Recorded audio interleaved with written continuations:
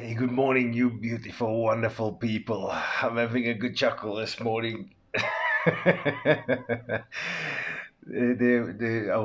been walking through my flat this morning. Like I don't know if judo has a chop, but I remember it became a thing with I think it was Austin Powers movies back in the day where he's like, judo chop, and then the enemy's like knocked out or whatever.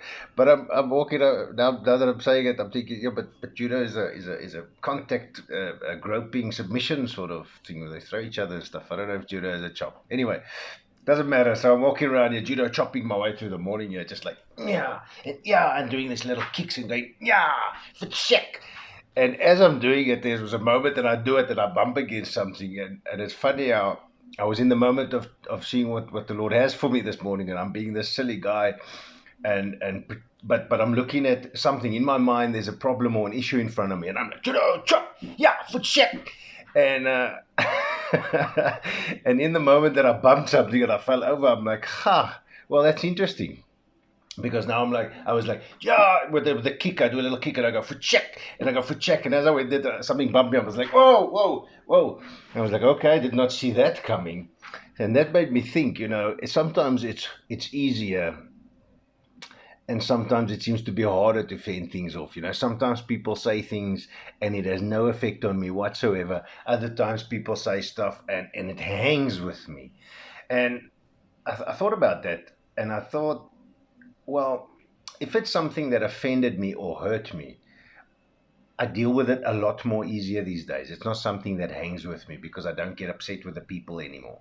Because I run straight to God. I ask God, let's check this out. And often God will point me to my heart as well, where I realize, come on, but my heart was not in the right space. And that's why I think that person was mean or whatever it is. It doesn't matter what they were, and then we deal with it and we get it out the way. Most of the times, there aren't many times at all actually that thing hangs once God and I've dealt with it, because it was a small little space that I needed to learn something in.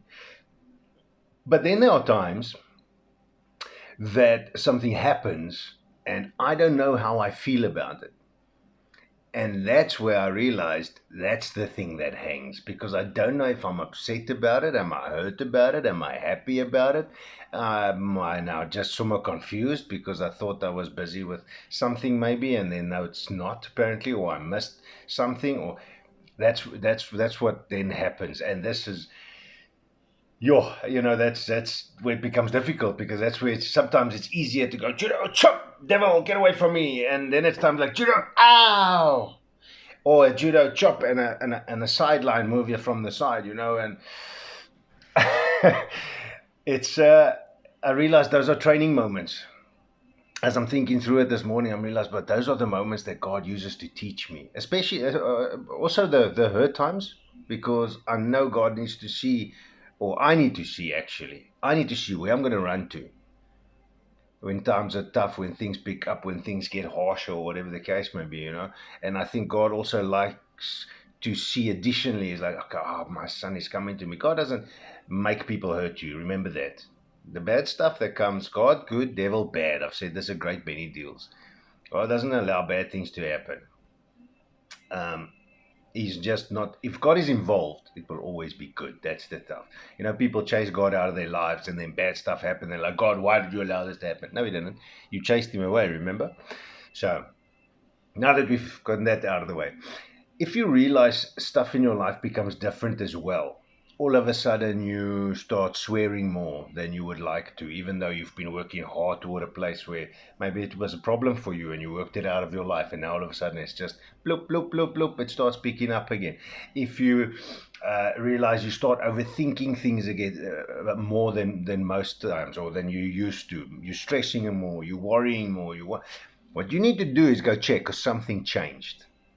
Something changed. Something in your life changed. Something in your everyday behavior changed. Now we need to progress and not go backwards.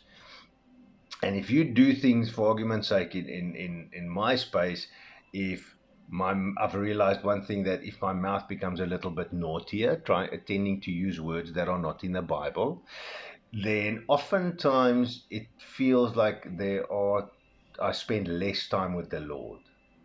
in whatever it is that I do. So I've moved into a space where it doesn't matter what I do. Look, if I watch soapies and series and movies and stuff, then I do that. But I've moved into a space that if I do something that has no music attached to it, I'll either put a sermon or some gospel music on in the background while I'm doing this thing. Like even playing games, I'll put gospel music on in the background, play my games.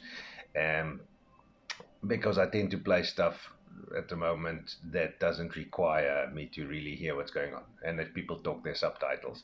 So if the moment I, for instance, stop using that music or the sermon in the background, I've realized the way I react to the game also even changes. The emotions run a bit harsher and stuff like that, and that's very pinpointy, I know, but it's interesting. And so we need to realize. And this morning I found a prayer that was interesting for me, because this is the first time that this particular chapter stood out for me, and it's a psalm that David wrote, and it's been referred to as I was checking online. It's referred to as David's prayer of faith in times of trouble, which is quite interesting. It's nice to have something like that to fall to, and it says the title of the psalm. It's Psalm 25. It says a plea for deliverance and forgiveness. Interestingly enough, so for deliverance and forgiveness, a plea for it to deliver me. And David was the guy. David ran to God when he knew he messed up. He ran to God. When he was in trouble, he ran to God. Before he went out and did stuff, sometimes especially with his wars and stuff, he ran to God, and David didn't move an inch until God said so. But David also was good and firm and know enough to know when he messed up. He didn't just run around judo chopping things. He waited for God to say, okay, go judo chop that guy. And just a couple of the verses I really want to tell you. If you find yourself in any of the spaces that I mentioned so far, go read Psalm 25. Go read through it properly. And listen to the words that he's used. Just a few of them, like verse 1 and 2, he says, to you, O Lord, I lift up my soul. Oh my God, I trust in you. Let me not be ashamed. Let not my enemies triumph over me. Verse 4 says, show me your ways, O Lord. Teach me your paths. Lead me in your truth and teach me. For you are the God of my salvation. On you I will wait all the day. Verse 6, remember, O Lord, your tender mercies and your loving kindness, for they are from of old. That's a bit weird there. That didn't read like that earlier. Anyway, do not remember the sins of my youth nor my transgressions. According to your mercy, remember me, for your goodness' sake, O Lord. Good and upright is the Lord, in verse 8. Therefore he teaches sinners in the way. The humble he guides in justice, and the humble he teaches his way. And it goes on like this. It goes on like this. And I was wondering initially why this psalm, a psalm that never jumped out at me before, that never stood out like this before. And I wondered why this one. And I realized because David here covers all the angles of things that I feel we should do when we are in those times. And that is to remind yourself that you are the Lord's, to remind yourself that He's your God and He's in control, to remind yourself of God's promises for you and for over your life, to remind yourself not of who you are or of what's in front of you, but to remind yourself of who your God is and of who God is, to remind yourself of how great and wonderful God is, to remind yourself of how much God loves you, to remind yourself of how much God is in control, always, all of the time, and to remind yourself that God's thoughts toward you are for prosperity, it's loving, and it's for life in abundance. To get your focus off what you are looking at and back onto God. That's what this psalm actually really does if you read it and you see and you put yourself in that situation. And, well, you will be in that sort of situation. So it shouldn't be a thing of moving. So, and you can remind God of who He is and what His promises are. Because God doesn't forget His promises. We do. So we have a tendency to do things sometimes. If you give something to somebody to handle and you step in and do it, then you're not leaving it to them anymore, are you? So you can't let that other side fulfill their promise because you're taking it away from them by trying to do it yourself.